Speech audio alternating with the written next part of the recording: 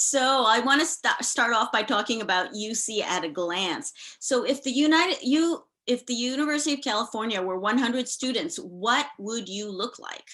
All right. So 82% of UC students are from California, which means that the rest are from out of state or international. If you wondered how many are transfer students, it's actually quite significant. 28 are students that originated as students from California community colleges, and the rest started out as freshmen. Languages. You can see that UC students are very multilingual, come from very diverse backgrounds. In terms of genders, about 54% are female, 45% are male, and then a small number are non-binary. If you're LGBTQ, this is a very supportive environment for those populations as well. In terms of ethnic diversity, look at what the makeup is. About a third are Asian, about a quarter are Latino, a quarter are white. There's a large number that's other. That is because some people identify as multiracial. What about related to money and financial aid? 48% say that they have their tuition and fees fully covered. For the UCs, the majority of financial aid comes as a result of need-based aid. So, so about half of the students are able to get that type of aid. How many get financial aid? Well, about 63% pay them less than full tuition. And how many students graduate without debt? More than half. So those are really strong numbers for the UC. One of the things that the UC is very proud of is that the majority of students earn more than their parents do in 7 years. A lot of that is due to the fact that the UCs focus a lot on first generation minority students, meaning that the student has neither parent is a graduate of a 4-year institution. There's also a large number of students that come from low-income families, about more than 1/3. Once they arrive in the UCs, about 61% are involved in student organizations. I mean, you'll see from the application, there's a lot of information gathered about extracurricular activities. And so that's a really important cultural characteristic of the students. And what about undergraduate research? The UCs are known as one of the most foremost institutions for research, and 3/4 of the students participate in that. And community service. This is a part of campus culture as well, and different campuses have different emphases. I would say UC Berkeley is one that has a strong emphasis on community service, even compared to other campuses. There are graduation rates that you can research for different campuses. 84% graduate in 6 years. And what about transfer students? Transfer students to the UCs enter in as juniors, which means that they spend 2 years at a local community college first, and then they transfer in as juniors, and then they graduate within 4 years. How about their futures? 83% stay in California. And they continue to work in a broad range of fields. And some of them continue on to graduate degrees as well, about a third. So I hope that gives you an idea of what the demographic backgrounds of applicants and students are. Any questions? Well, we'll just keep going.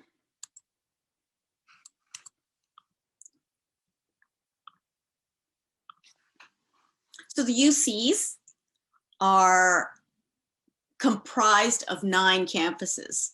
Sometimes you'll see 10, but that's because one of them, the University of San Francisco, is actually a graduate campus. But this is when we talk about the university undergraduate experiences, these are the 9 campuses in California. And these are some of the statistics you just saw, but part of the reason why the UCs are so amazing is because of the vast achievements that the graduates complete, whether they're high honors and awards like the Nobel Prize winners, but also every day. If you look at the population of California, there's so many leaders who are graduates of the University of California in a wide range of sectors. Most recently, if you look at the admission numbers, you'll see that we're breaking records. You know, with the pandemic, people wondered, like, what's going on with admissions? Is it going to be a year with more applicants or fewer applicants? Are they, what's the yield like? All sorts of things. But across the board with the University of California, there were records broken. And just to, it was across all campuses, but just to highlight 2 campuses, UC Berkeley had 134,000 applications. You can see the breakdown between freshmen and transfers. That represents a 28% increase compared to last year, and particularly an increase with underrepresented minority students. Same for UCLA, 168,000 applications, of which 139,000 were freshmen. It was just a couple of years ago that they just broke the 100K mark. So this is really significant. In this current COVID-19 landscape, we all have students in high school, even middle school. Everybody is sheltering in place. Education is done by distance learning. And we all need to exercise patience and flexibility when it comes to, well, everything, and that includes college admissions. The good news is that the University of California has recently announced that it does plan for in-person instruction across its 10 campuses. Yay! I know everybody is excited about that. So now I want to shift gears a little bit and talk about. Hold on, Haruka, sorry to interrupt, but we do have a question, and okay. I've been trying to field the questions for you in the chat box, because you had talked about graduation rate for the UC for 6 years, right? And not 4 years. Why is that? Well, that is a statistic that is reported by all universities to the Department of Education. And it is reported, it is a very good point. There is a 4-year graduation rate as well as a 6-year graduation rate. The 6-year graduation rate is reported more commonly. And in the past, most families assumed that your students would graduate in 4 years, but it is not the case these days. And so when you are looking at college costs and the whole experience, it is a mindset change that you need to be aware of. Yeah, and I'd like to add to that, and the reason I think a lot of why 6 year? Why can't they? we're saying that there are students who graduate in 4 years, but a lot, an increasing number of students are not graduating until 5th or 6th year because it's life. There's certain things, there are certain students who, once they, declare a major and they study, they explored other classes and find that they want to minor, right? Add on a minor, a concentration, or double major, or maybe different reasons why. And so they take a little bit longer. So actually, that's why colleges and universities, and not only just the UCs, but other ones too, find that actually the 6-year graduation rate is it's a better indicator than the 4-year, because 4-year is no longer, I guess, accurate for most institutions. Okay, and there's another question with regards to additional such an increase in applications, especially for this year. Does that equal to increase in acceptances? You want to feel that one? Yeah, I don't, unfortunately, it's not an increase in acceptance. It actually is the reverse, because the number of seats is limited. And it just increases the selectivity, unfortunately. There are some students that deferred their admissions from last year. So you have those seats that are allocated for the kids, those, last year's seniors. So there is a domino effect. All right. Okay. So let's go on. Any other questions? There are no questions. There's this one comment, and I wasn't quite sure. She was saying that given the number of high school students that take AP exams, 6-year graduation, yes, seems very high given many already start with college credits. And did you want to take that one? Or? Go ahead, Susanna. Okay. Yeah, and that's true. A lot of our students, right? A lot of students start off with their college years at the UC waiving out of intro, right? Intro English, intro biology, whatever. But they don't get all their AP credits added in because it's really depending on their major, right? So yes, so there are some intro classes that depends on major, depends on campus, whether or not they get all AP credits for certain classes. And again, like I said, if they want to add in on double majoring or a concentration on a minor or something like that, that may not be covered by their AP, some of their requirements there, graduation requirements. Okay, is it true that UC has recently shifted their acceptance criteria more based on your rate?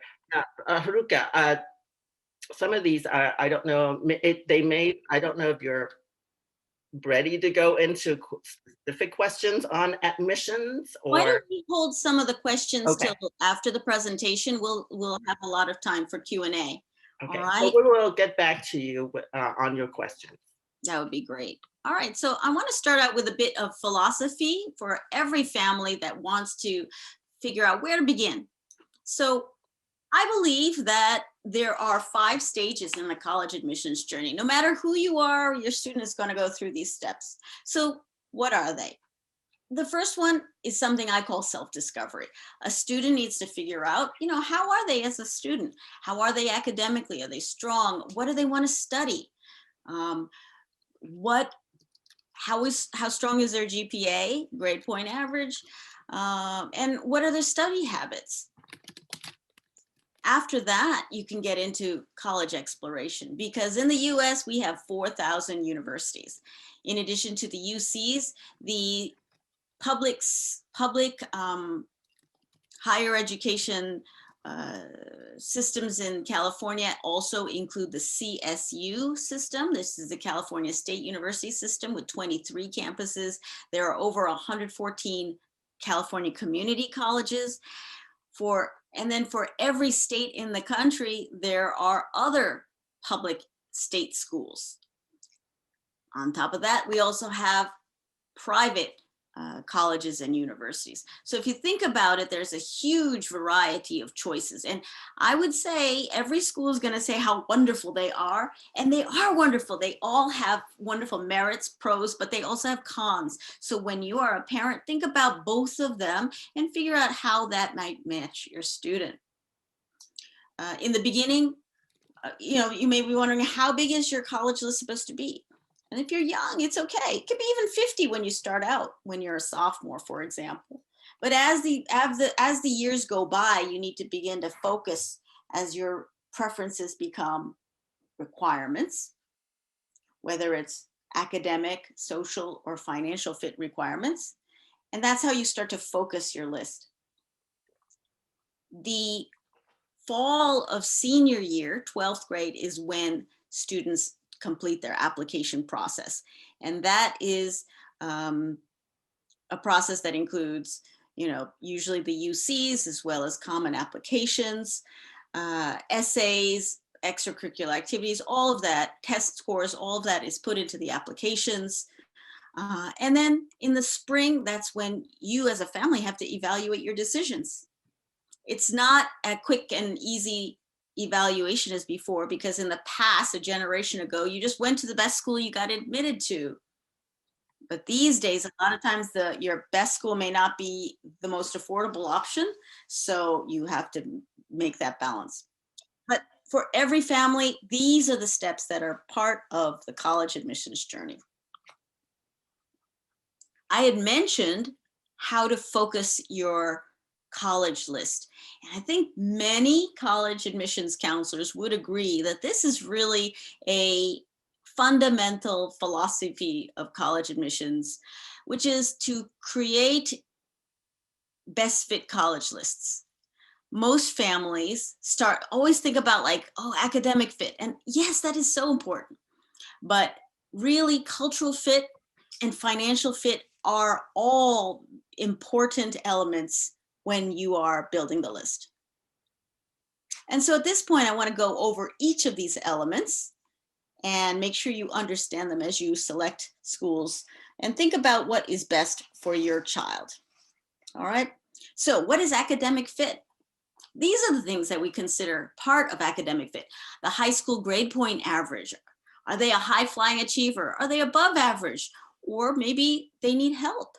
Be real with what your high school student needs. Don't worry about the others. You really have to make sure you are aligned with where your student is currently at. Is your student able to manage with academic rigor? And then how much? How are they doing in terms of standardized tests, SATs, ACTs, AP examinations? Also, what kind of classrooms do they thrive in the most? School size can vary dramatically. Colleges can be anywhere from under 2,000 to over 20,000, 30,000, 40,000, 50,000, even 60,000 students. And that's going to be creating a very different climate. So figure out whether your student thrives in smaller discussion-based classes or big lectures. A lot of families are still wondering about possible majors for their kid. A lot of kids are very undecided, and it's okay. It's really okay, because students do change their minds quite a bit, even once they are in college. But sophomore year is usually when they must declare their major. And it does help to actively think about majors beforehand. College ranking, that's something that's highly debatable. But I think as a parent, you want to avoid that discussion too much, because really you want to find out what is the best college for your particular student. Standardized tests. This year has been a particularly difficult year because of the COVID pandemic. We're going to have, we had across the board cancellations, and even today we have different trends going on. Did you Suzanne, do you want to talk about that for a moment? Yeah, so for that, for the standardized testing, right, the SAT, ACT, okay, let's, instead of SAT, ACT, AP test, let's take SAT, ACT. So currently, the UCs are not using SAT or ACT tests for admissions purposes or for their regent and chancellor scholarships. They're not. They're just, if you send it in, they're just gonna put that aside. You know, they're taking it out of the your application while they're doing the admission part. And this is the same. This is the same right now for everyone, and it's because actually it's due to the lawsuit, the current lawsuit that they're facing. But some campuses, because again, there's 5 campuses, I mean, 9 campuses, right? 9 UC campuses, but they're actually, they act independently. And so it's not, even though it's a UC system, there's certain things that it's by campus. So UCLA and UC Davis has already announced that they're going to be test free. They call it test free till 2024. So for your right, for our, let's see, juniors, sophomore, and even freshmen, yeah, no tests for admissions and scholarship purposes. Right, yeah. So you see, okay, so again, for this coming fall, for our juniors, right now, looking at it, UC Berkeley, you know, and basically all UCs are not going to take tests, but there are a couple, interesting, UC San Diego and UC Irvine has not, you know, officially announced, but due to the lawsuit, we believe that they're not going to be using the test.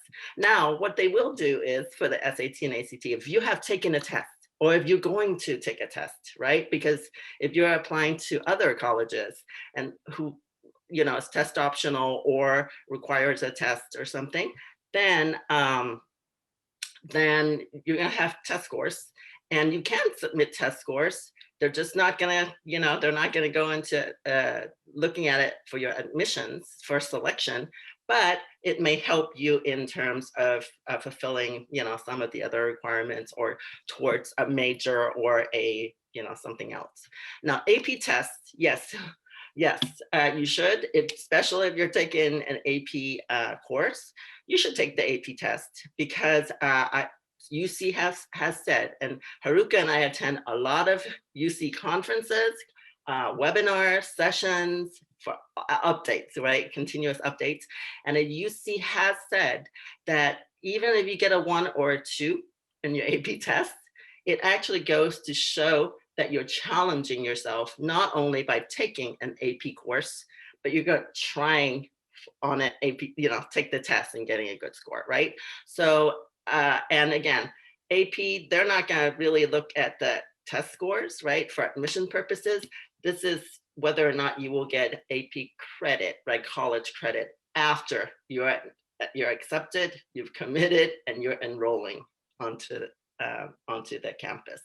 So those are tests. Just to let you know, if anyone haven't heard, College Board has said they're doing away with SAT subject tests and the SAT essay, which is great because colleges, not only the UCs, but colleges, I think all around don't usually consider the SAT essay for a long time now. So don't worry about the essay. If you're gonna sign up for our SAT test, you know, the spring, summer, fall, whatever, there's no essays. Well, in the spring, if you're signing up now, you will see that option of taking it with an essay, taking, you know, SAT subject tests, because College Board's gonna do away with that on June 22nd, I think, after June 22nd or something like that. So if, you know, I mean, up to you, right? Up to the student, whether or not they use the essay to kind of as a practice or to show, you know, to show that. but UCs are not going to really use the essay. The subject test, if you can get a subject test before they cancel it, subject test is another indication to UCs and other colleges of, another metric point, right? And to go into your profile. So, but, balance what you want to do and what you should do. And I think one more now, I'm going to throw it back to you, Haruka, to continue, but someone asked, like, what is the lawsuit? Sorry, give you a little bit background. Last spring, actually, I think was it March? I'm trying to remember, in March so about a year ago, the UC actually came out, right, and said, hey, we don't think that standardized tests, the SAT and ACT, is a great indicator of college readiness or college, let's say, success on the UC campuses. So we're going to go test optional for 2 years. And then we're going to go test blind, test free for 3 years. And then hopefully by 2025, the UC is developing their own test, standardized test, so that so that they can move on to help students, I guess, to prepare for actually college readiness and college success at the UC campuses. Then in May of that year, last year, Alameda County, actually, a parent in Alameda County who has special education child, I believe, did a class action lawsuit with the UC saying it's not fair. Children with certain students, even it's not equitable for them to look at standardized tests at all, for admissions. So the judge actually agreed. And so he ordered, I believe it's a he, I don't remember the judge, ordered the UCs to not use the test scores, SAT or ACT test scores, in the admissions, again, selection process. And this is where it stands right now. So that's why it's test free or test blind right now for all the UCs because of the standing lawsuit. Okay, back to you, Haruka. I know it is very confusing. It's even confusing for us college counselors. We meet on a monthly basis and we're like trying to figure it out ourselves. And just when we figure it out, the UC will announce something different. Yeah. So it is a challenge. And I'd say, but the trend, the overall trend since for like last 10 years is a de-emphasis of these standardized tests, whether it's the SATs, the ACTs, they are de-emphasizing those as a measure for the college admissions. So that said, what should you focus on? So that's the rest of this presentation. So listen up. All right. So number one is the transcripts. This is the grade point average. What classes have you been taking? What kind of academic rigor does your student show? What about your potential majors, right? With this pandemic, it's interesting to see a proliferation of new student interests, maybe it's a silver lining, but when you see that happening with your student, go ahead and encourage it because, when the student has passion for an area of learning, that is going to help the selection of college majors evolve. Another big category of best fit colleges is social fit. And social fit is a lot of the other elements that are, other than the academic fit. What is the location of the school? You know, right now we're talking about UCs, but a lot of students who even within the UC system, you have urban schools, you have suburban schools, you may be in Northern California, Southern California, outside of California, all of these things have a role. The weather, distance from home, these are important characteristics because, for example, a student conceivably can be a strong academic student, but maybe not so strong socially. You may have another child who may be like fearless socially, right? But maybe not as strong academically. So think about the strengths and challenges that a student may have. That may also affect the distance from home factor. What are the extracurricular activities that students may be participating in? Athletics, music and art, any extracurricular activity really, student government, robotics, languages. If there are things that make your student tick, make them happy in high school, make sure that the universities you're looking at can also accommodate those interests, because a student is more than just, you know, a number. A student is more than just the academic side. This is their life. So make sure that they are able to have a happy one.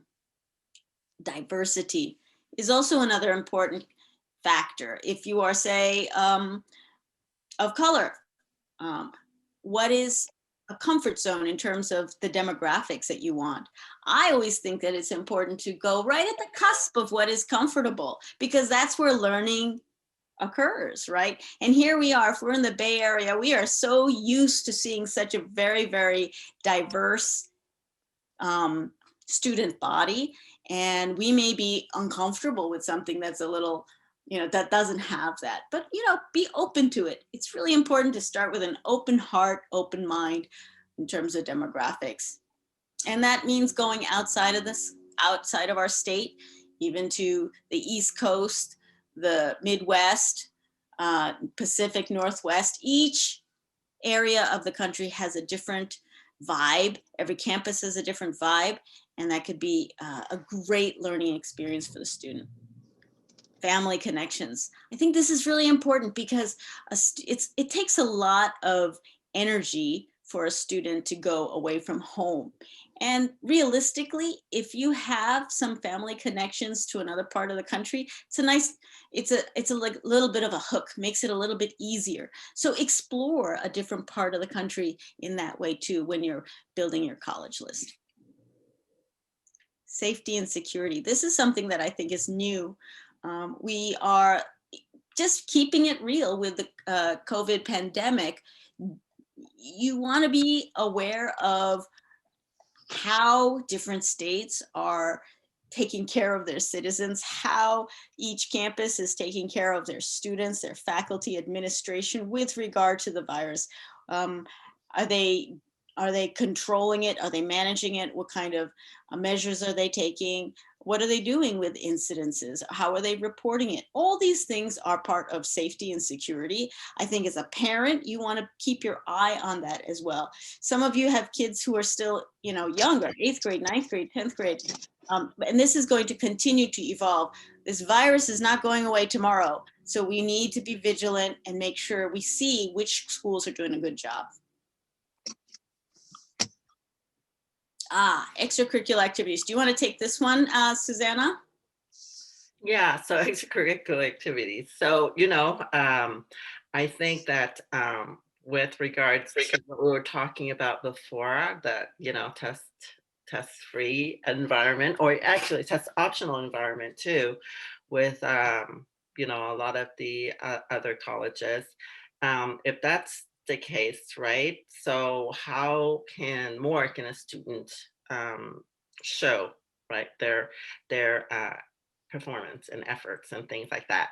So extracurricular activities, it's one way, is another way, because I think with the UCs and highly selective, especially with highly selective schools and the UC, that they do holistic, right? UCs call it comprehensive review. So, you know, there are 14 factors, 13 now with tests taking away. and the holistic reviews from other colleges that they do. It's more than grades, right? Just grades, but of course grades and GPA being very important, but also the type of classes, your major, different things. And then also adding to that, the extracurricular activities. Now, from the college point of view, and I'm saying UCs and other colleges, it really is more, they're looking at more depth than breadth. So that means instead of, they're really looking at students who, instead of just like doing tons of activities, but only in a, in kind of a more superficial or shallow way where they just, they just attend meetings, or they kind of dabble a little bit, but not really. They're looking at students who are contributing and really diving into certain activities. Now, it doesn't mean that, students should just look at and doing just one thing. No, that you still want to make sure that you're well-rounded, right? And exploring different things. But the schools are looking at, what you do and how you do it. So it's more of a how than a what now. And they don't care what students do, right? Like Haruka's slide, it has like athletics. If you're an athlete, great, continue with that sport, or what you do, because you love it, right? And you get a lot out of it. Competitions, if you're entering into science fairs, or if you're art competitions, or I have a student who's in esports. It's great. Competitions, great. Robotics, student government, whatever. It really depends on the student, because the student, if they are very interested and passionate about certain activities, the leadership, and this is the piece, right? Everyone wants like leadership, to show their leadership. Well, leadership can be demonstrated in different ways. It's not just like, oh, I'm a president or vice president or treasurer or have a title, but leadership means what type of effort you put into your team, your group, your club, your organization, right? So the more you're interested in doing something, the more you give back. And what I'm hearing from colleges, not only interest, right, or passion or contribution, but now the word, especially given our COVID times, impact. What impact are you making in your community? Define, and they don't care I think a lot of students, when I say community, they think, oh, like I'm based in city of San Ramon. Do I need to do something with the city? Do I need to do something with Contra Costa County? Do I need to do something with the state? And some students think, oh my gosh, if I don't, if I don't solve world hunger or global climate crisis or something, I'm not contributing. No, that's not it at all. Whatever you can do, whatever you define your community is, you can define your community as your family. If your family needs help, right, during this really unstable and unsettled time that we're still in, that's fine. If you have a neighbor who, is an elderly neighbor, and you need to kind of help them with their technology. Students are great with technology. If you can help them so that they can kind of connect with other people, or you help them with, buying groceries, that's an impact. That is a contribution. And you can then talk about it, right, in your personal insight questions for UCs, or in your college essays for the other schools. Another thing that I want to let you know is that, so when you talk about, your extracurricular activities, don't just say, well, I plan to do this and it was canceled, right? I mean, you can kind of list them, but that's not, the colleges want you to say, okay, I can't do this because it's canceled. Because remember, pandemic affects everybody, right? All students in the world. So, and things have been canceled for everyone, right?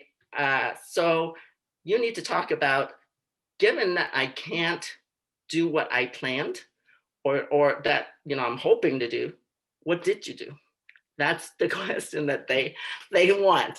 They want you to write about what did you do, or what can you do, given that you can't do your regular stuff.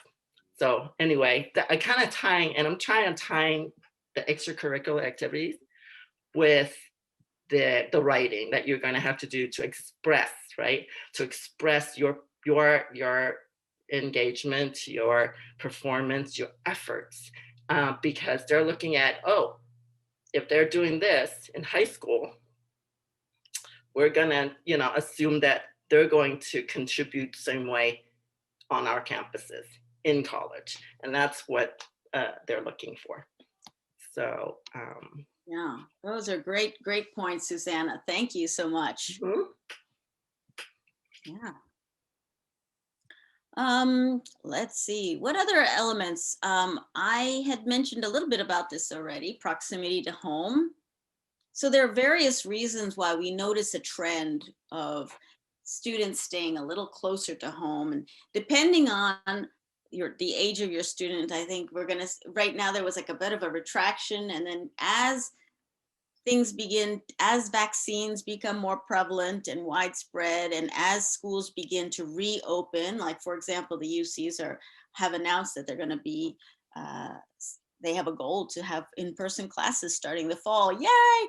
So things will relax a little bit, and people will begin to be more comfortable having students go away from home. But keep in mind, there are social reasons. Just keeping your students safer, knowing where they are in the case of an emergency. What do you do? What if you feel, you have to ask yourself some questions like, what is your definition of safe? Sometimes even if you trust your own student, do you trust all the students in their dorm, right? All you need is like a couple of really careless kids that go partying on the weekends and have don't maintain social distancing, disrespectful, etc. And you could easily have another strain. I mean, we see another strain. There's so many unknowns. So be mindful of that when you're picking a college. Another thing is financial. This is a period of financial unease, particularly for middle and lower income families. College is expensive, and so you want to be mindful of setting a budget and making sure that you stay within your expectations, your financial budget, because cost of attendance is expensive. We are seeing that the UCs, more students seem to be interested in the UCs, and we'll see what happens right now. As the admissions results for our current seniors are trickling in, they're just beginning to trickle in. Most of the decisions will be shared in the month of March.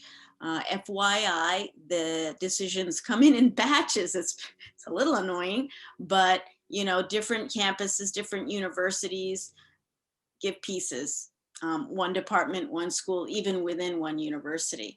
So don't think, oh, I haven't heard yet, boo, should I be anxious? Just hang tight, sit tight, and just be patient. Oh, Haruka, can I add something? Unless you have something else. No, go ahead. About wait lists. Oh, yeah. So, so for students who are getting waitlisted, right? Notification. Just let you know, you might not hear about where you are, whether or not you're off the wait list until probably, gosh, this year, maybe as late as like August. I think usually July, but even then, I think this year, they are schools. Remember, schools are businesses. Ultimately, they need to they need to, fill up their class. I don't see any, and the more selective they are, they'll give you probably a little early. They won't go to a wait list. They don't need to go to a wait list. But other ones who are not quite as sure will go to a wait list, probably longer and longer. And that's because it's kind of a domino effect, right? If a student's accepted into, certain schools or whatever, and they don't let, their, let's say they don't let UC Davis know that, oh no, I'm going to UCLA, or I'm going to, Duke University, or something, and they don't let them. So they won't know until this right after May 1st, and then Davis might have to go, oh, okay, so I have these number of slots, and then they go to a wait list. So it really depends on, basically, the students who have gotten accepted, and whether or not their decision kind of affects the wait list timing. So if you are on the wait list, and I don't think we have a lot of seniors here, so maybe we won't talk a lot about that, but just to let you know, schools right now are going more to a wait list depending on student commitments. Mm-hmm, mm-hmm. And in terms of the timeline, just to remind everybody, the fall is when you apply, right? Particularly, for example, the UC's, the deadline is in November 30th. And then the decisions are announced in around the March and April timeframe. And May 1st is traditionally the day in which you're supposed to place your deposit for your choice school. And after the summer is when there is movement on the wait list, and school, college begins end of August for most schools. All right. All right. There are various ways in which you can figure out how different universities are managing the pandemic. And one great one is this New York Times college COVID tracker. And what they do is they keep track of all of the cases of COVID on each campus. And you could see, like, for example, zoom in over here, you could see that in California, it is San Diego State that has the largest number of cases. In the UC system, it's probably UCLA. Cal State has Cal Poly, San Luis Obispo, it looks like. There is a little bit of a caveat, I would say, because some schools will say, for example, Arizona, I believe that's ASU, is that right? Maybe I think it is, yeah. Not University of Arizona, I think it's ASU. ASU would say, this campus has over 50, 60,000 students. So relatively speaking, 3,000 cases is not so bad. Well, it all depends. You can slice it or dice it in any way, but when you are looking at your different schools, you want to, take a look. If your school is an outlier and has a particularly poor record of handling these cases, then you should know. All right, I'm going to also talk about alternatives to four-year residential colleges, because this is another trend that's kind of important to recognize. We have seen cases where students have deferred their enrollment. For example, last year's seniors, some of them were like, whoa, what is this virtual learning? I don't want to do this thing. I'm going to wait till this thing subsides a little bit and I will enroll in-person classroom next year. So some of them took a gap year. Not that you could do much this gap year, right? But some did, or some of them postponed their enrollment into the spring semester. So those are different. Spring matriculation, that's another thing that some universities offer to students, and sometimes you can ask for it as well. Many universities these days, if asked, they will offer a deferred allow you to defer your enrollment for 1 year. However, you still need to reapply to financial aid because that doesn't remain consistent. Another trend that we're seeing is a lot of students showing interest in California community colleges. You know, it is a great choice for many families, many students, and that means that you complete your general ed requirements at one of the 114 community colleges. You do that, and then you take a pathway. You pick one of the pathways. I think there are 21 of them. They are all directed at the 21 most popular majors, and you can enroll subsequently at a UC or CSU campus. This is a whole nother webinar topic because there's a lot to it, but compared to a generation ago where a lot of families would not consider community colleges, I think it's an increasingly viable option for many families for social reasons, for academic reasons, I mean, as well as financial reasons. Another trend that we're seeing is online education. Almost every university now has an online program, but there are leaders in the field. And if you're curious about what their offerings are, I would encourage you to take a look at Arizona State University, Georgia Tech, University of Central Florida, and University of Southern New Hampshire. It's pretty impressive. Some of these are, you know, I'm sure schools that you never would have heard of before. I mean, they're new to us too sometimes, but they are niche programs, and you can, I mean, come on, the internet is ubiquitous and it affects all industries, and education is no exception. So take a look. Last area, remember I had those 3 circles. The last fit area is called financial fit. And let me talk about some of these areas as well.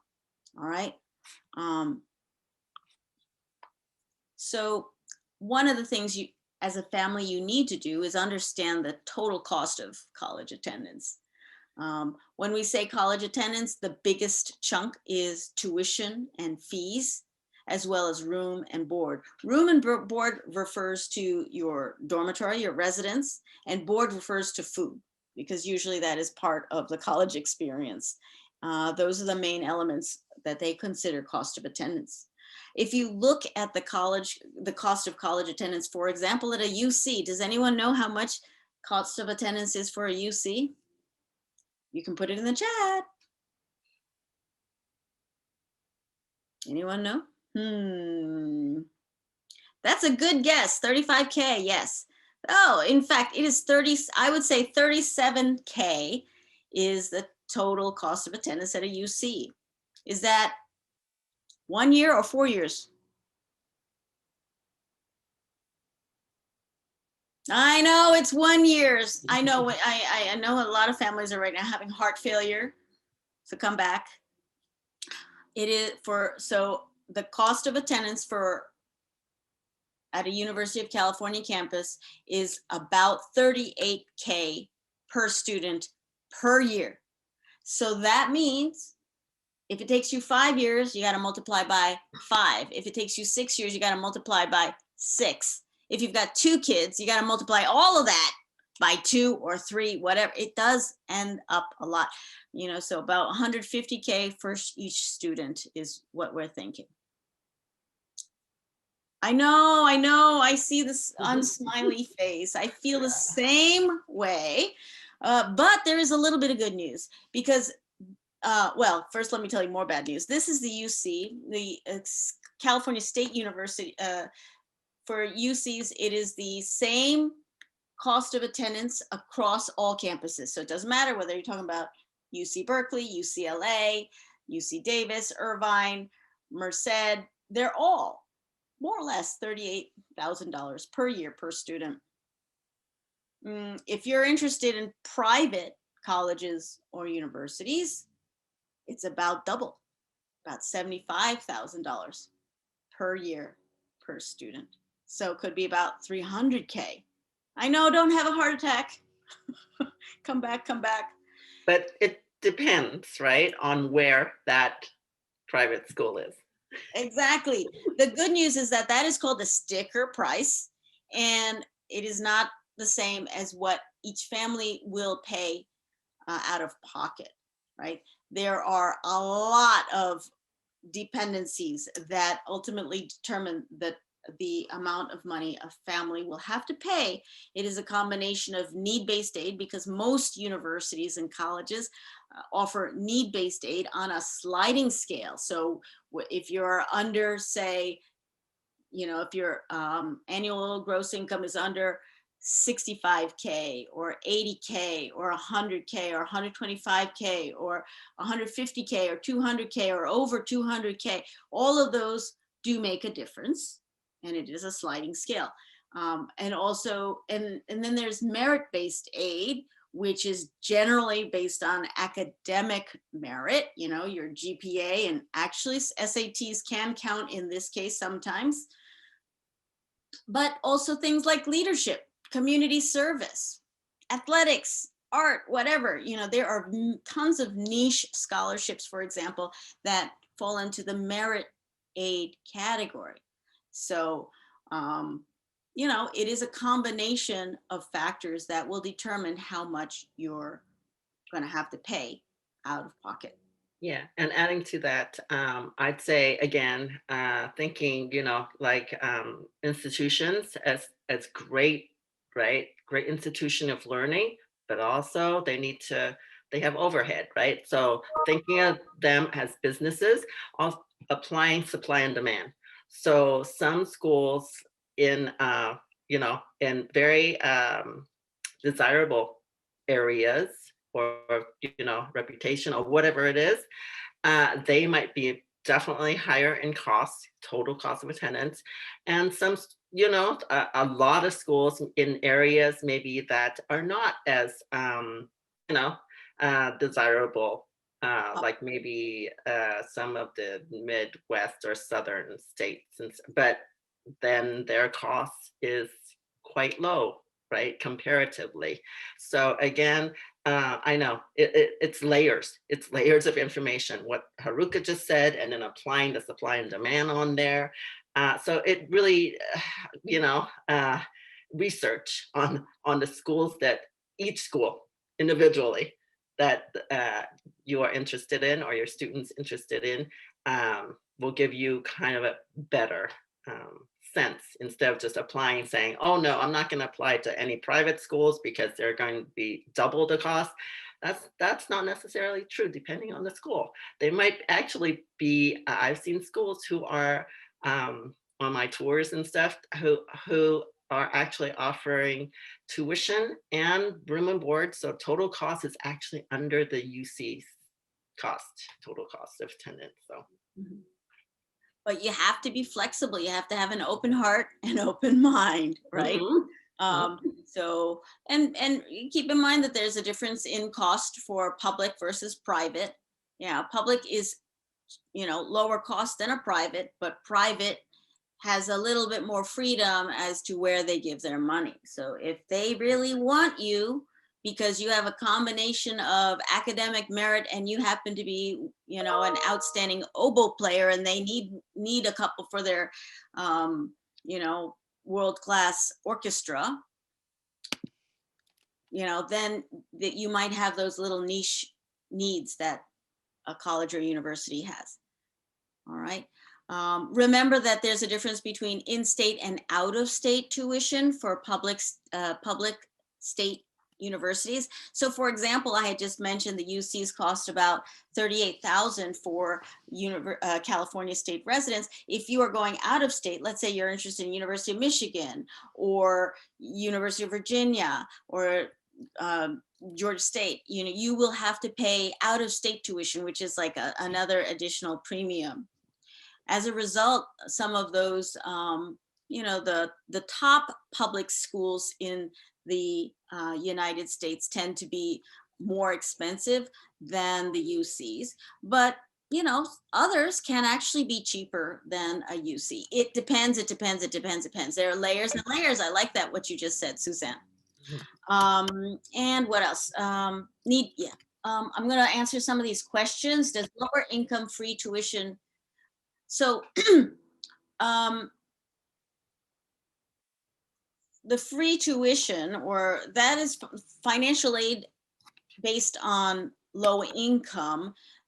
You have to apply your FAFSA form, right? FAFSA is a free application for federal aid. And if you qualify for free tuition every year, that's unrelated to class availability, totally separate things. Yeah, 48% of the students pay nothing. That just means that 48% of the students probably are under 60K, would you say? 60K in income, maybe something along those lines. Susanna, maybe you know. Yeah, so the UCs, right, have different levels. So yes, that, I mean, the ones that are paying zero, yes, it's usually about 60,000, maybe $70,000 dollars of total income for the family.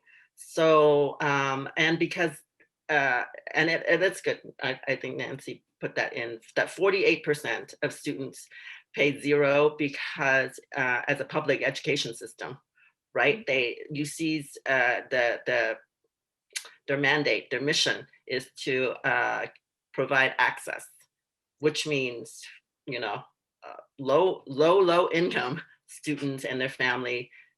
Most of them, you know, a lot of them are first generation students and things like that.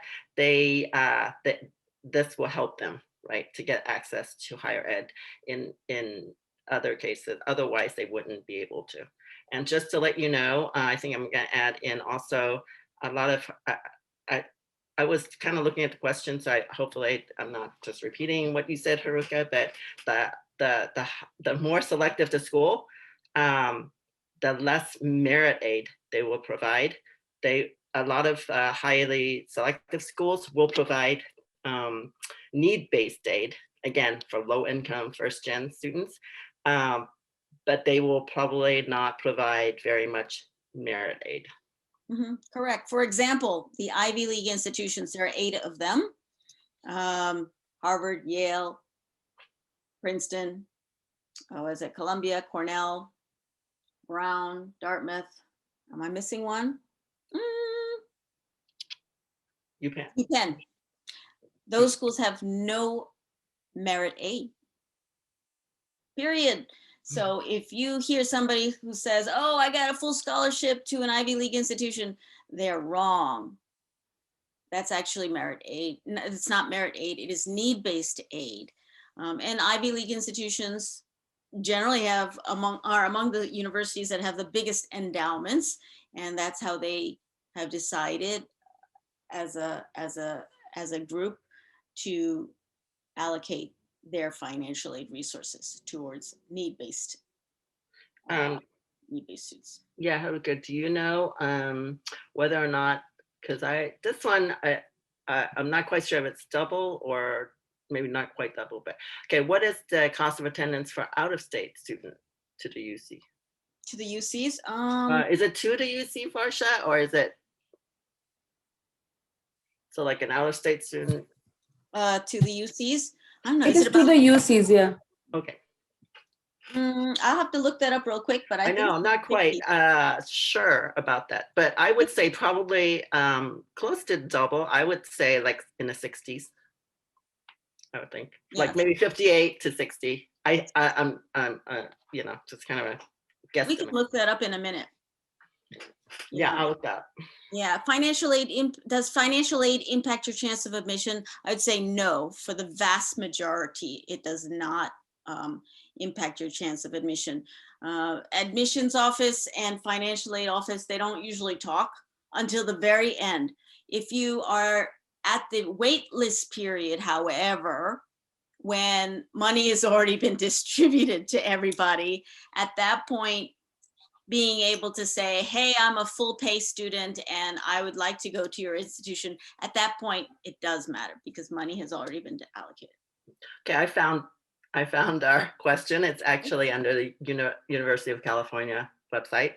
And so for out-of-state students attending UC, if they're living on campus it looks like they've estimated 66,500.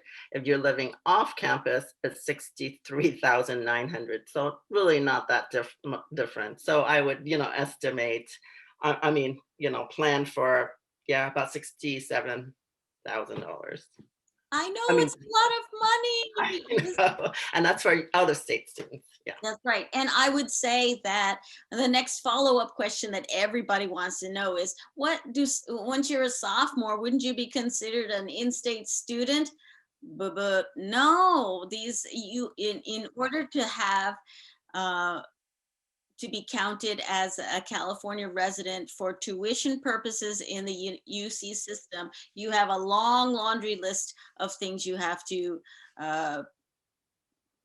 eligibility requirements, including things like, are your parents paying taxes? Or you have to show proof that you're not just coming to the UC system, you're not just Student, right? California for the purposes of college.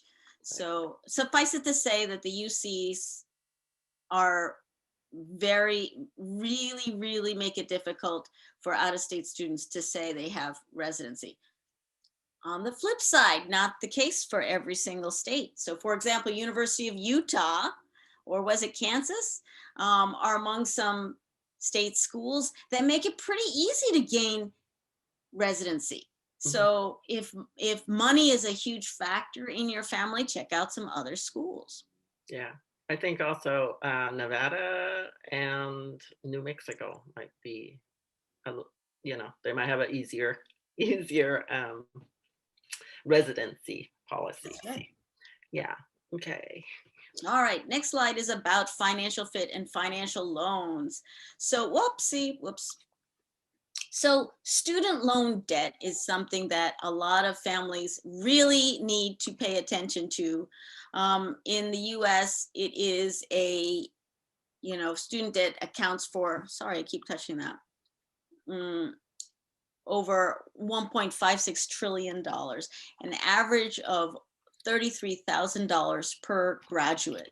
This is a huge amount, and it affects students in so many ways. Later on, delayed purchase of their first home, delayed marriage, delayed, the interest that they must pay moving forward. It ends up becoming a tremendous burden. These days, there's even plus loans, parent loans. It's really important that as a family, you have a heart-to-heart college money talk, and the sooner the better, about what your family can afford and how much you can allocate for each child if you have more than one child to cover, right? Don't be so optimistic, because your kid might end up needing more than 4 years to finish school, and then you don't want to give your youngest child the short end of the stick. So be mindful of student loan debt, and use the different calculators that are available, whether it's the FAFSA forecaster to figure out how much aid you might get from a need basis, or the net price calculators to find out how much a university might cost, and things like the student loan calculators to figure out what a student's monthly payment is going to be every month for the next 10 years if they decide to take a big loan. And God forbid if you take like a parent loan. I mean, parent loans due to student debt is another rising trend in our society. So please, parents, be careful of these risks. I just wanted to, I'm sorry, because Jen has asked a question, and it's kind of detailed. So Jen, I'm going to, it's about, I think it goes into, and I don't know if you're going to go into FAFSA or anything like that. I think we just want to kind of give an overview, right? So her question was like, how does financial aid work with kids with like divorced parents and all that? Oh, and that's a complicated one. Yeah. Yeah, it's very specific. So, so Jen, I'm going to, I'll just answer that in the chat for everyone, but so Haruka can Yeah, go on. This is a really interesting survey that I encourage families to check out. The Princeton Review has an annual survey of hopes and worries based on questionnaires that are distributed to parents and students related to the college admissions process. And if you look at it historically, back in 2006, the biggest fear was that their kids would not get into their top choice colleges. And then in 2012, the biggest fear was that they wouldn't be able to afford their top choice colleges. And now the biggest fear is the inability to manage the student debt, right? You don't want to be in a situation of debt and regret, right? So think long and hard when you get those, when you're building your list, really crunch those numbers long before April of senior year. You can do this. There are tools to help you do this. You should not be going in there blind and taking the, oh, we'll just apply to the UCs and see what happens. Oh, we'll make it happen. Oh, we can manage it. You know, don't be Pollyanna about this. These are really important numbers with long-term consequences.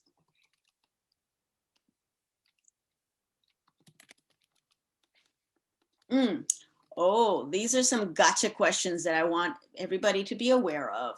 So when the financial aid awards come in, it's really important for families to understand the difference between grants and loans.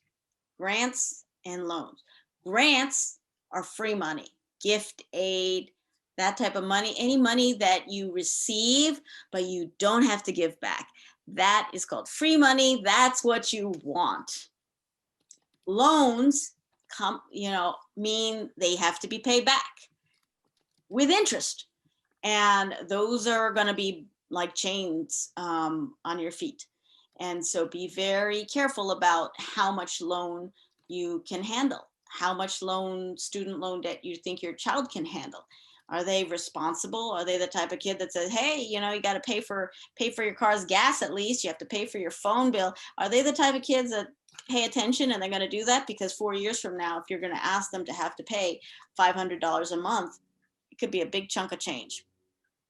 Right? Be real about what they can do, because if they don't, they default. That can affect their lives for, their credit rating for a very long time.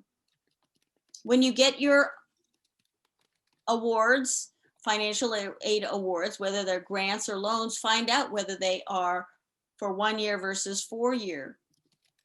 Sometimes the universities are kind of tricky and the grants are for 1 year and the loans are, renewable 4 years. Whatever it is, you want to read the details and compare apples to apples. Sometimes the schools will kind of hook you. Once they've got you in for 2 years, for example, they're like, well, the student's probably not going to change schools anyway. We can reduce their financial aid.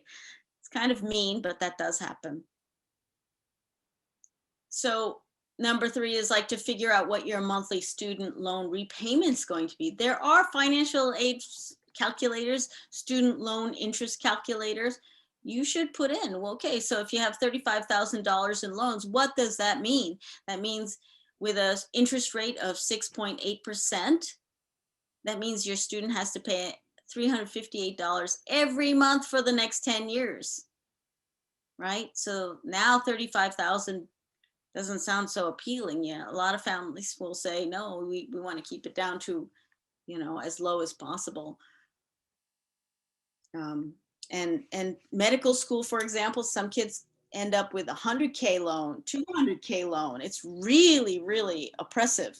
So please be careful as you do that. Last thing I want to mention is that find out what the schools are doing, how their schools are treating their students during this pandemic, right? If your student were there, how would they feel? Will you feel safe and secure? How are they treating first generation low income students?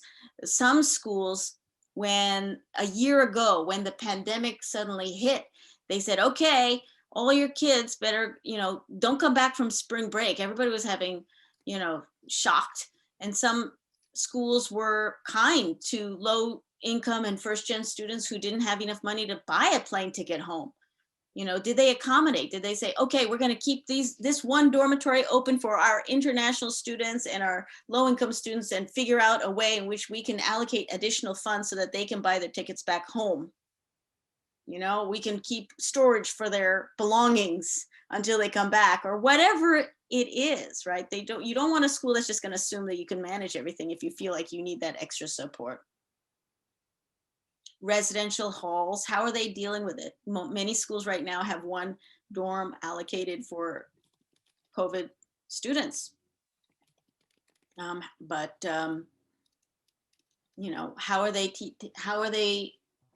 how are they arranging dining, right? Is it because we want to have reduce the risk as much as possible? So a lot of takeaway dining is in place. How about mental health, right? Right now is an enormous period for anxiety and depression among our students. So what kind of support services are available if you feel like your student might be using them? Emergency expenses for travel, if you feel like your student might need that, find out if they do offer it. Is there a pantry, and how easy is it to access it? Is there too much stigma? Are you comfortable with it? Are you comfortable with the communication that is offered by the university as they have to evolve? The universities also have to evolve very rapidly and change, and the policies are changing too. So they have to be very good communicators to both students and the parents as to how to open or close or adjust and mitigate risks. And what about reimbursements? Everything from housing, which for the most part was not reimbursed, which is the reason why a lot of students are actually on campus, but going on Zoom from like their dorms. You can find out what the reimbursement policy is, whether it's for tuition or for housing or room and board, etc. All right. At the end of the day, it's all about balance. Academic, social, and financial fit are like three legs in a stool. And if you don't maintain that balance, you can very well fall. All right. All right. So at this point, I hope that helped. A lot of information for families who are thinking about college and how to think about different schools, what's important. And college admissions is a process. It's not an event. So I hope that this helps you with your thinking process. At that, and next I want to share, hand it over to Susanna, who's going to talk about some next steps, some concrete information about extracurricular activities and essays. Yeah, so I kind of gave, a big portion of like, right, how important and why, and, all that for extracurricular activities earlier. So the next step is if, let's say if you are in 8th grade or freshman, right, or sophomore, you kind of take a look at your interests. If you don't have an interest per se that you're still exploring, totally fine. Start exploring because you have time to explore, right? And so that kind of helps not only I think with a major, but just a direction. You do not, again, the UCs are all good basically with declaring undecided or not sure or anything like that. So unless you are, depending on your major, your certain majors like nursing or engineering or computer science, those you might have to start earlier, right, to get that pathway. But there's a lot of different areas in those, engineering, different types of engineering. So start looking at, what type of interest that you're heading towards. for our juniors who, are hopefully, you've been kind of exploring and doing different things that you're interested in. You're joining clubs, or you're doing research, or you're doing classes. And I know that we have some questions about, should I take AP courses, or should I, go take a community college course, during my years. Either is fine, depending on you. Remember that AP courses are taken, right, at your high school with your classmates, with teachers who are working with you. Community college courses are in community college. So, which means it's a community college. They, they have lots of different types of students, right? So a student might be in a class, right, with someone as old as I am, right? And or they might have so there's a lot more diversity in social economic, in ethnicity, and different. So like, depending on the student, if you'd rather like, oh, I just want to take a class, right, and learn with my peers, go with an AP course if it is, right. If your high school offers it. If it's a student who's like, well, you know what, I'm taking this, I want to take the psychology course, and I want to see what other people, right, different types of people, what they're saying and adding to it, and I thrive on like different diverse, classmates and peers, and go for a community college course. And then of course it depends on, again, the student, what you're looking at, whether or not it's offered as an AP course, right? If it's not offered an AP course, yeah, do maybe intro course. Let's say you're going to high school and you're like really interested in business, right? But your high school that doesn't offer a business course, right? And so like, well, I can take AP stats, I guess, but I'm really interested in like, what is business, and not just the math, but like, what is business? Take an intro business course at a community college. The way that colleges look at it is, again, students can come different ways, right, to show their performance. So if you show it as an AP course and test, that's fine. It shows that you're performing, right, and you're learning grades and things like that.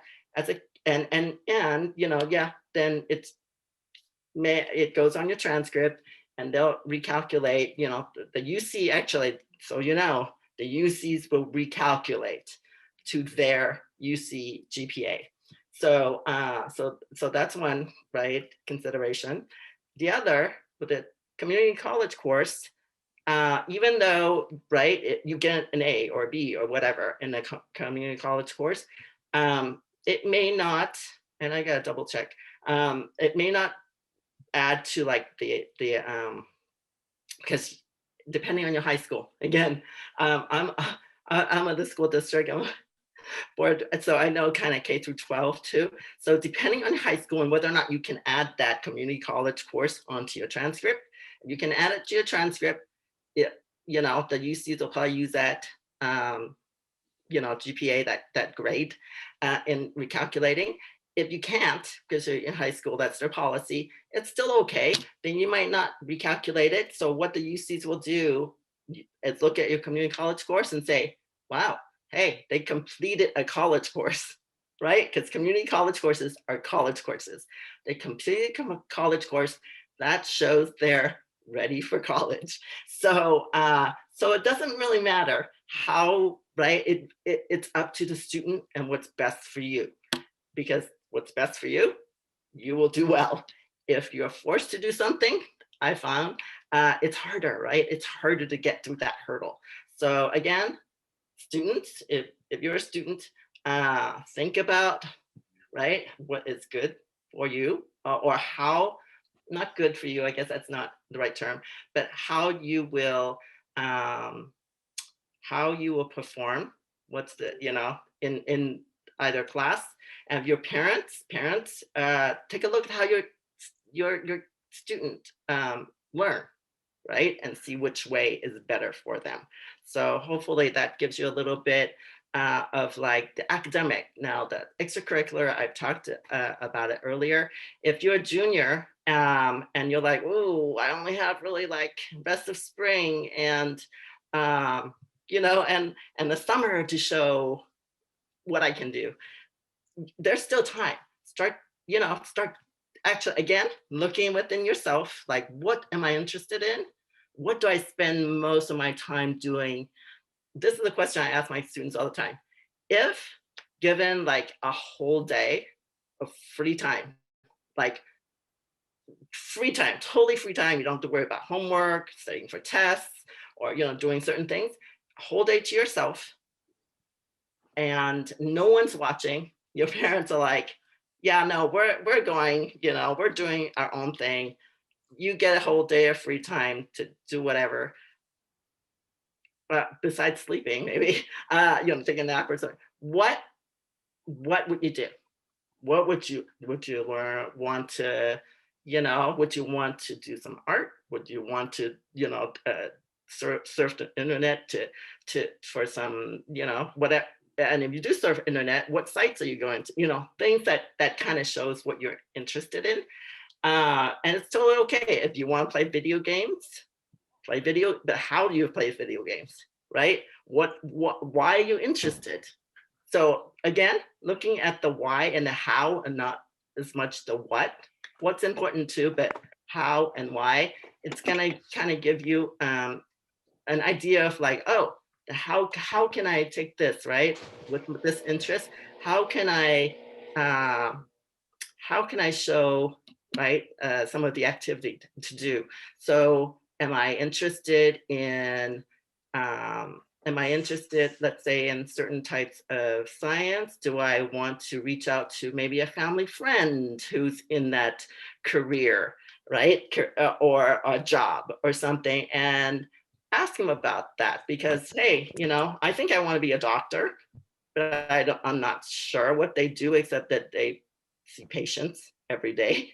So reach out to your doctor and say, hey, I know you're busy, but can I just get like 15 minutes? Can I talk to you about what you do? What do you do every day, right?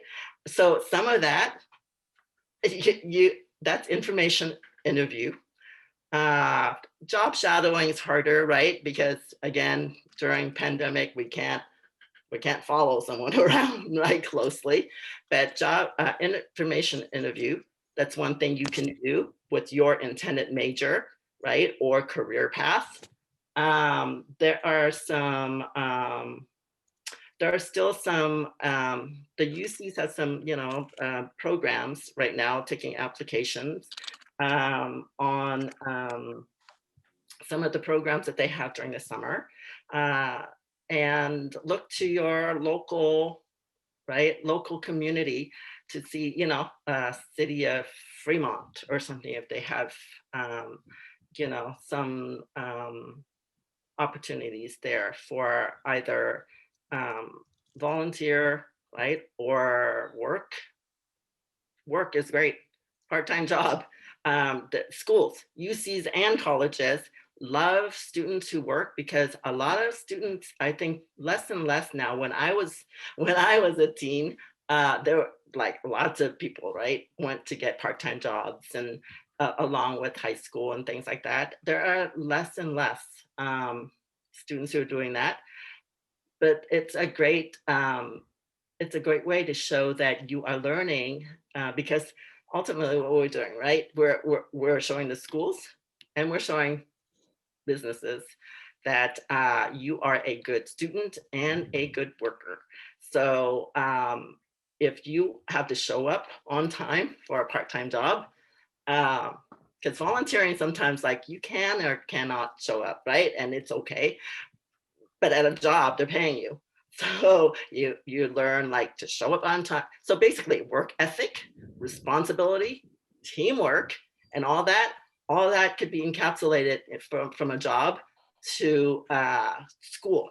So the UCs are gonna, and colleges are gonna say, hey, you know, they have this work ethic that translates not only from, you know, like cleaning the office or you know, wiping down the counters, but it's going to translate to, oh, they're going to do the homework, they're going to contribute to, you know, whatever. And so yeah, uh, work is great. Part-time jobs are great. Schools love those. What else? Yeah, I think that's what I'm going to cover, and we can start answering questions because I know we only have a little bit less than a half an hour, and I do want to go through some of the questions that. Yeah, let's do that. Let's go. Let's see. Should we start from the top? Make sure we haven't missed anything. Yeah, someone just. A lot of messages I'm scrolling right now. Yeah, I think someone, I saw this earlier and they asked again, so thank you. So we don't have to scroll all the way up, but they're asking, do you think since many public high schools did not offer grades and went pass, not pass for the spring semester of 2020 because of the pandemic, will they now look at freshman year grades because that would only leave 3 semesters of grades available for a kid that's currently a junior? So I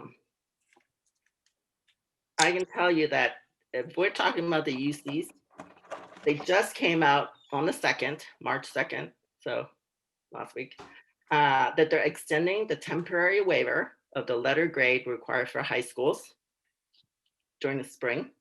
So basically, you know, they're waiving, so they are, they're going to take whatever, right, into consideration. So like in the spring of 2020 and even in the fall, there might be, I don't think there are any very many schools, but there might be a couple, you know, schools who might go past, right, no pass for the I don't know, that they will waive, basically they will look at everything else, so it should be fine for you. They're not going to disadvantage the students, basically. I That's think how if it's out of your control, right? If it's out of yeah, your anything control, is out of it's out of your control. control, you don't get dinged for it. However, Right. you know, if you don't have those grades, then you need to have everything else as super robust, right? They need something. I mean, you must have exemplary leadership. You must have exemplary extracurricular activities, exemplary everything else. I mean, if everything else is kind of just above average, it may not be sufficient. Right. Um, Okay, so going back to the top. Okay, so let's see. Go ahead and submit your questions if you have them. Is it true that the UC application process does not involve recommendation letters? So there are no letters of rec for the UCs, with extremely few exceptions. There is something called augmented review for very, very selective majors at UC Berkeley and UCLA, is that right? And those may request letters of recommendation, but that's very special circumstances. Right. And they don't want you to send an application. They don't want you to send transcripts either. It's self-reported. So basically, they when you're ready for the application, which I think is available in August, right, during the summer.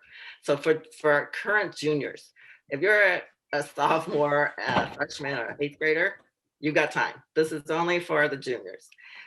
The UC application is going to open August 1st.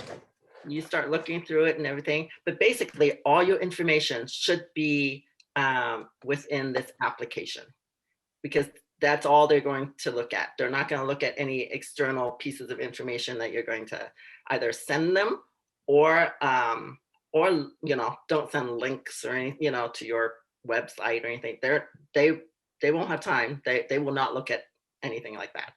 So everything is within your application. And depending on the campus, like Haruka said, usually Berkeley and UCLA, but you know, even some of the other campuses maybe, depending. they will reach out to you. So students, should really kind of monitor their email, right? Email or the UC portal, their portal for their campuses, because they're going to, if the UC requests something from you, then they'll give you a timeline, usually like due date, to send them some stuff. And so you do that. But basically for the students, all you have is this application. You don't need to ask for anything else. Now this is for the UCs, right? That's right. That's right. So other selective schools may ask for letters of recommendation. Every school has a different set of requirements. Typically, the more selective a school, the more requirements they have. Next is a question about ELC, eligibility in the local context. So this is, the UCs traditionally are looking for the top 10% of students from all across the state. That means all counties, all high schools. So if you are in the top 11% of your high school, then, and your high school is a school that is part of the ELC program, right? Then your high school has their own criteria calculation to say at one point, maybe during during junior year, that you are in the top 11%, heads up, right? So sorry, it's actually 9%. Oh, sorry, 9%, correct, 9%. Sorry, top 9%.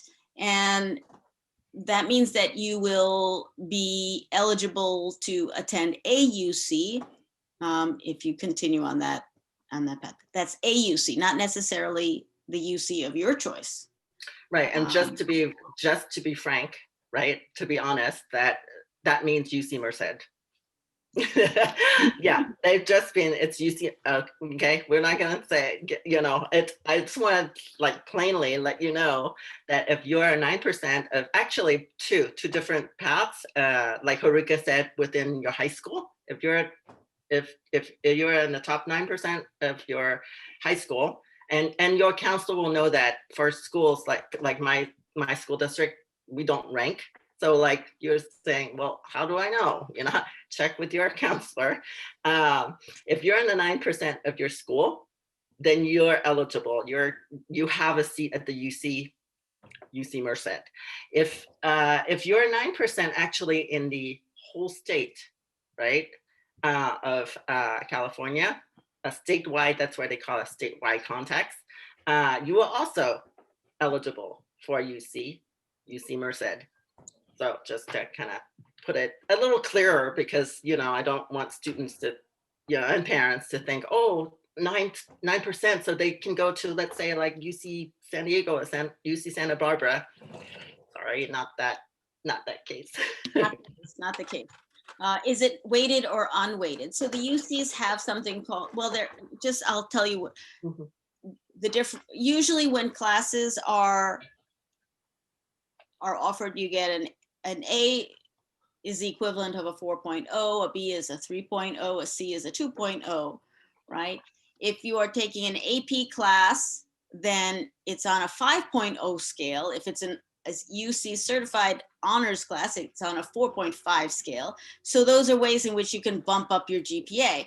Hence, they call it weighted GPA, and you can have a 4.2 GPA, a 4.6 GPA in some crazy cases. So do the UCs use the weighted or unweighted GPA? The answer is they have a different GPA. They call it UC GPA, which is that you have up to 8 semesters of AP classes that can be used to weight your GPA, give you those additional bump. Right, so remember, because I know that, again, they only use maximum of 8 semesters, right? So basically, if it's your courses, right, 4. So I know a lot of students who are like, piling up, especially sophomores. Now I'm speaking with sophomores. So sophomore students who are like, oh, next year I'm a junior and I need to like pile on the APs, even though I'm I don't know if I like that particular AP course, but I'm going to pile it on because junior year, they want all the APs. And then later, you know, they find out, oh, maybe they didn't quite need to do that because it's the UCs will take only maximum of 8 semesters. Right, right. So my rule of thumb, when a lot of students are right now working on their course selection for next year, it is to take the best, most rigorous course load you can manage. In fact, I went to a UC college counselors meeting and they said, we want academic rigor, not death. Right? So some parents go a little bit overboard and say you must pile on the APs. It doesn't make any sense if the student gets their first B- and it messes up their GPA. You want them to get strong scores, strong, you know, grades in their most challenging subjects. If you're trying to decide which AP subject you want to take, then take something that's a little bit aligned to potential majors, you know, because high school students should generally have an idea they want to do STEM or non-STEM. So if you're into STEM, yeah, go for the calculus or the biology, chemistry, whatever. Or if you think that the student is more into the humanities, maybe take the AP languages or literature, history, things like that.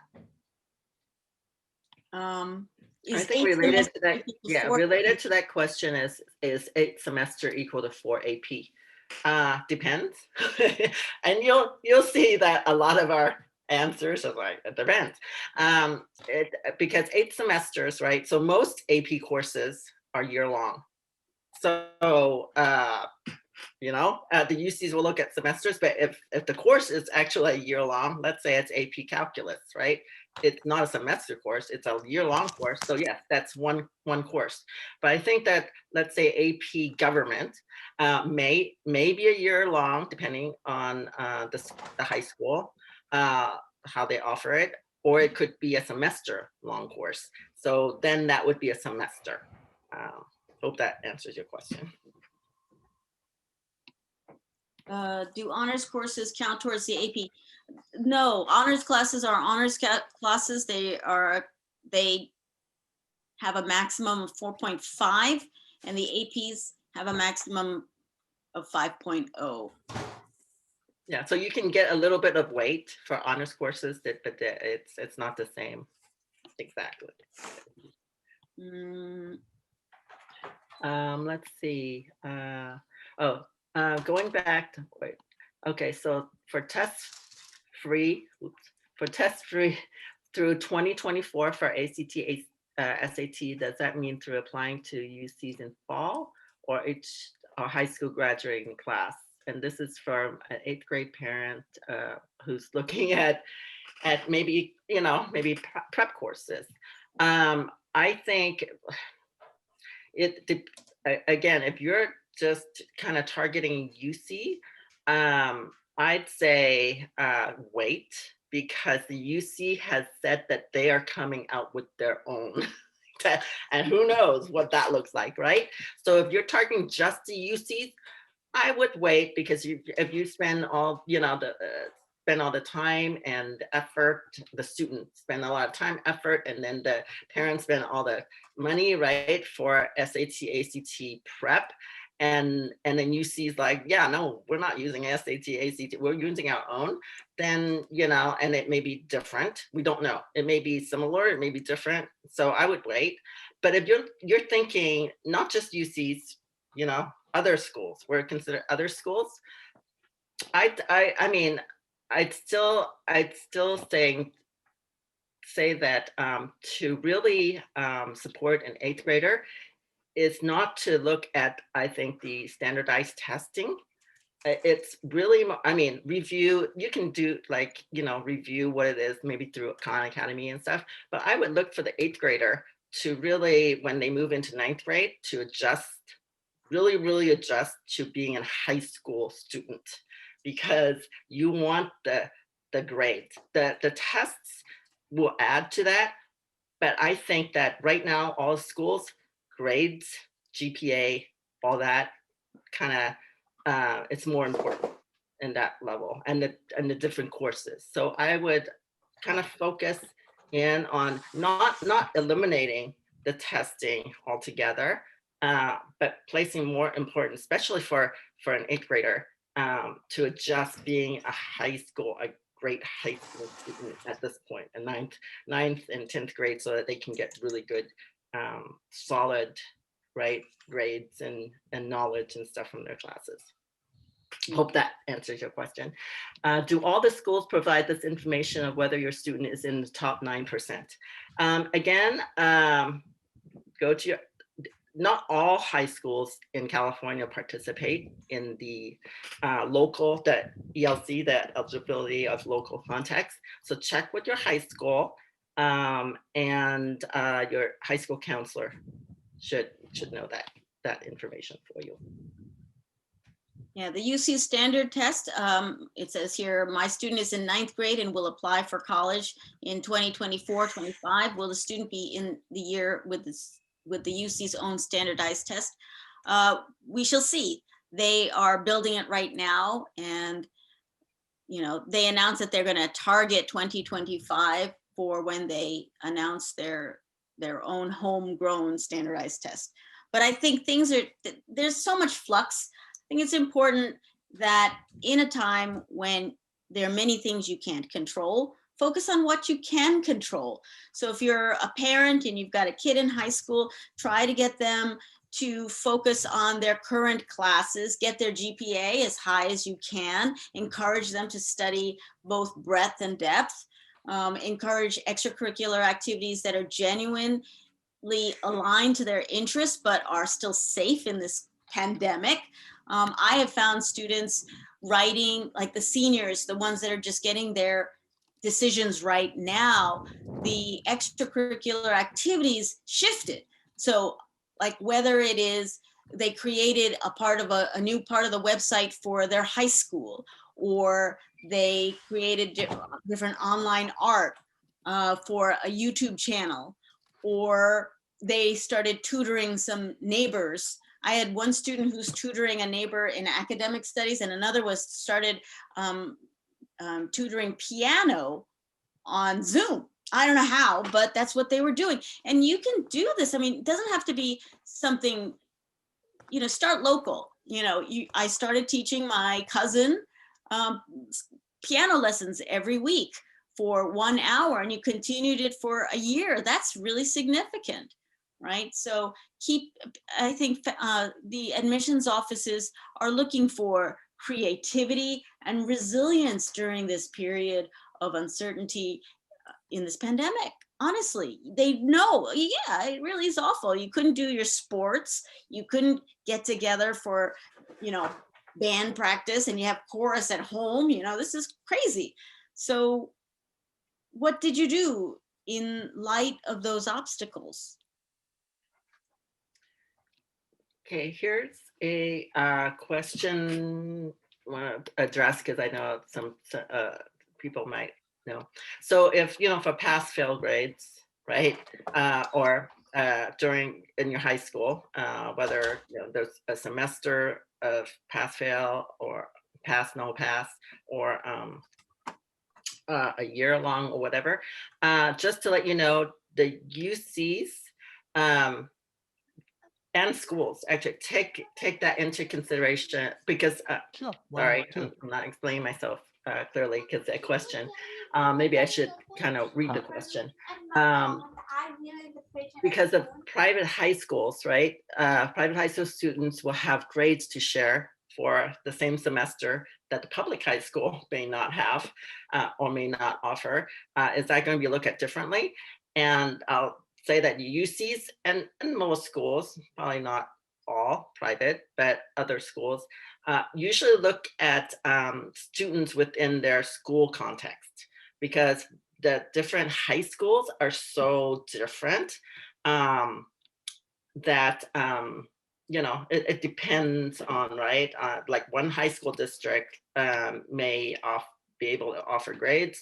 Another high school, maybe 30 miles down the road, right, will not offer. So the UCs will actually look at your school or school district context. So so whatever, you know, it's important to check with your high school counselor and make sure that the school profile that, you know, explains that your school did not offer grades, and then the UCs will take that into consideration. So they're not going to compare, basically, they're not going to compare public school students with private school. They're not even going to probably compare public schools districts with each other, depending on the public school district where, you know, where it is in California. They do it in a local context. The hope. So I look at a couple of questions. So this is a common one families ask. Going into the 9th grade, shall I encourage my kid to take the hardest math course or take easier ones to gain a GPA? So for example, is it better to get an A in a regular math class or a B in an AP math class?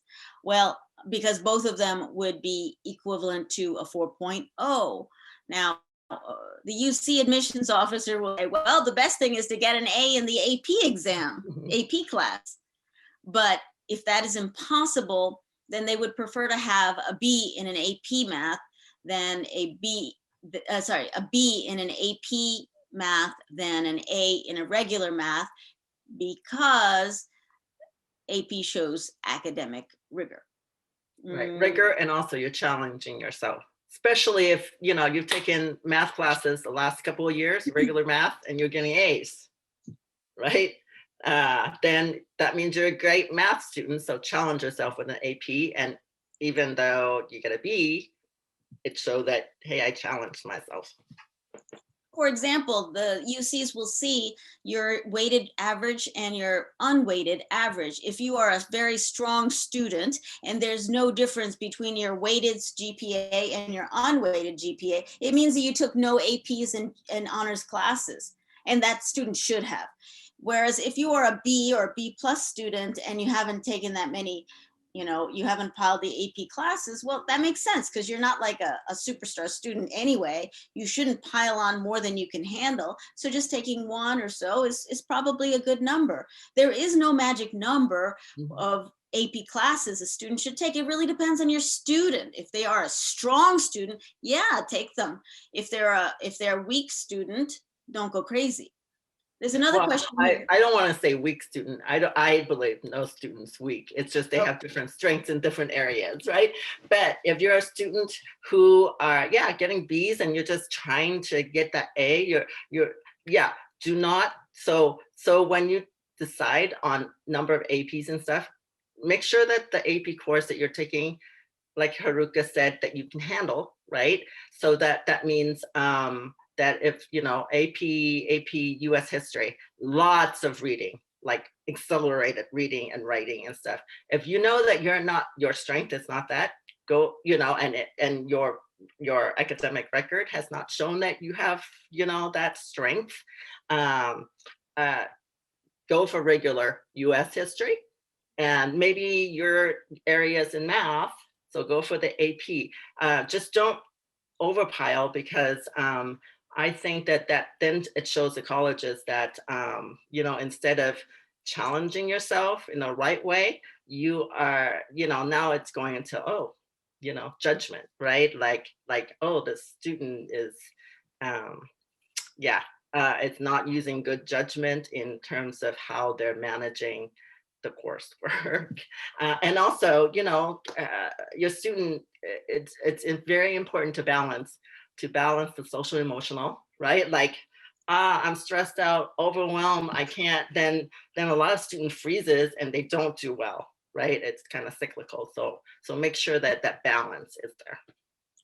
Right, yeah.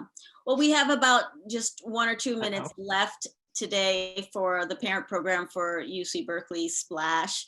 I want to thank everybody for your attention. I hope this was a meaningful and helpful program. I have contact information for Susanna Ordway, who is, you know,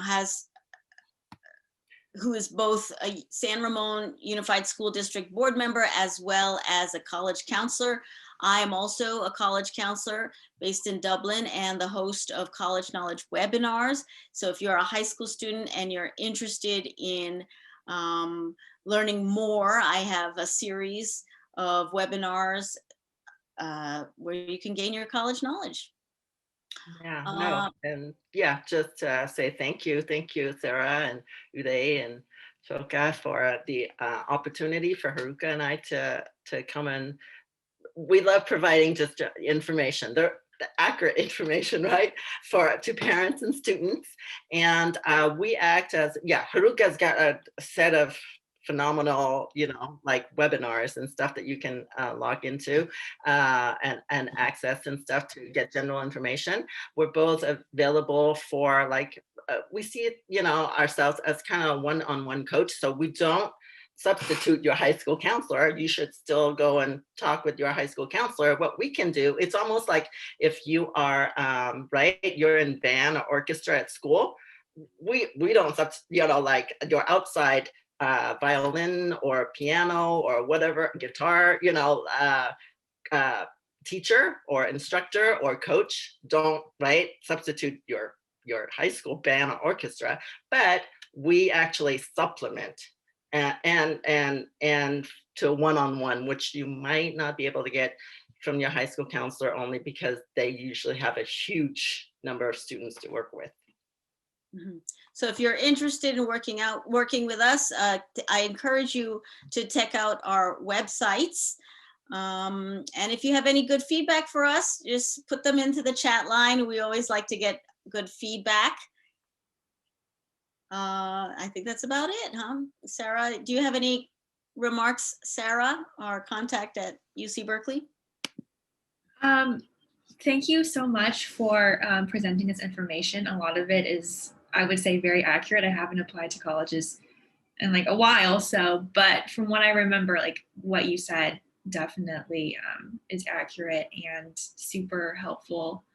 Thank you so much again. And as far as feedback at the end of the program, we'll be releasing our own feedback form, and then we can relay that information to you both as well. And yeah, I think now we're just going to transition into lunch. So please come back at 1 p.m. and we'll continue our presentations. And yeah, I think that's everything. And I'll stop the screen recording right now.